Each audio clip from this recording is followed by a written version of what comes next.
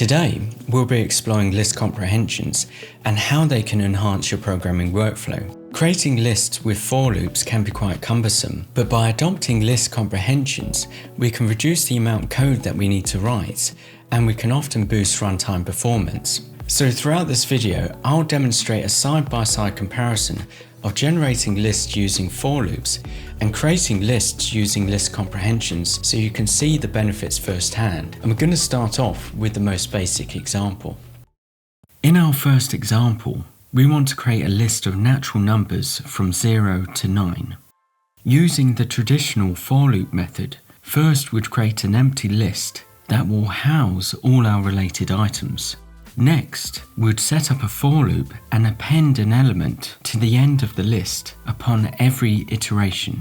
And in our case, we're appending all the natural numbers from 0 to 9. Now it's perfectly fine to do it this way, but we can condense this down into one line of code using something called a list comprehension. And this becomes a great time saver when our for loops become more complicated. But list comprehensions have another added benefit. In lots of cases, list comprehensions execute faster than traditional for loop methods, and I'll show you an example of this shortly. So to convert this for loop into a list comprehension, we simply move all the required code between the square brackets of our empty list. Within our square brackets, we first write out the expression, or in other words, the values we want to include in our resulting list. This expression is then evaluated for each element in an iterable. The iterable, in our case, is a range, but we can quite easily use another list or a tuple or even a dictionary here. But what I find most interesting is the speed boost you gain from a list comprehension. If we import the time module, we can calculate the time it takes for a section of code to run. So let's go back to our original for loop and increase the size of our list to 100 million. The time method will note the time before and after our loop runs, providing us with a rough estimate for the time taken for the loop to execute. This took my computer about 10 seconds to complete.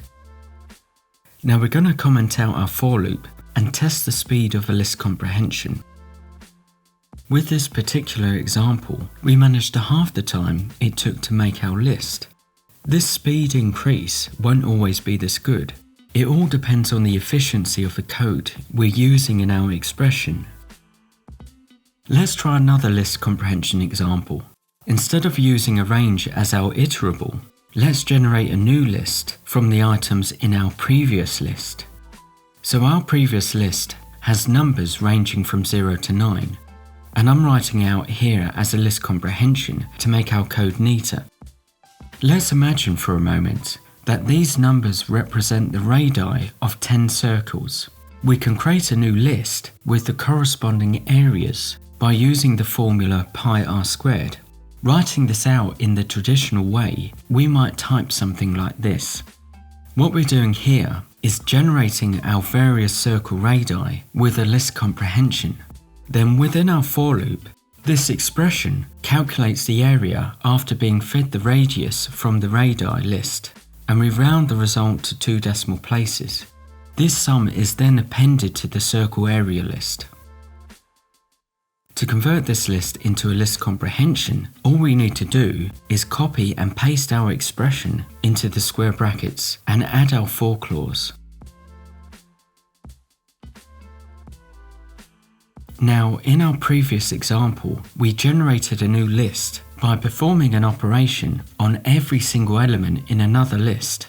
But we might not want to work on every single element. We might want to skip certain list elements based on some condition. A simple example might be to generate a new list that extracts all the negative numbers from another list of numbers. Using a for loop, we now introduce an if statement. If the current element from our random numbers is less than 0, we know it's negative, and therefore we append it to our new list. For our list comprehension, we place this if clause after our for clause. Effectively, we're filtering out our random list to exclude positive numbers. we can actually add in multiple if clauses back to back. So let's say we wanted only negative numbers that are even. This expression here checks if the current element from the random list is evenly divisible by 2. If it is allowed into the new list. If we write this out in the traditional way, these two if clauses would be nested. I'm going to show you one more example that might seem a bit counterintuitive at first. We have a list of scores from a class test, and we want to create a new list that will display a pass if the grade is equal or above 75%, but a fail in all other cases. Writing this out with a for loop would get something like this. Here, we're using an if-else clause to append either the word pass or the word fail, depending on the grade of each element in the scores list. Now, from our previous examples, we might try and build our list comprehension like this, where we have our expression first, followed by the for clause, then the if clause. But when we try and run this, we get a syntax error. We need to move this if-else clause in front of the for clause because the word fail is also part of the expression, or in other words, an item we want in our new list. Okay, that's going to be it for now. List comprehensions can become even more complex than this, but I think I've given you enough information to get you started with them. Anyway, if you found this video useful, do like and subscribe. It does really help out the channel, but it also helps me understand what types of videos you guys like and what type of content to focus on next. Thanks for watching, and I'll see you next time.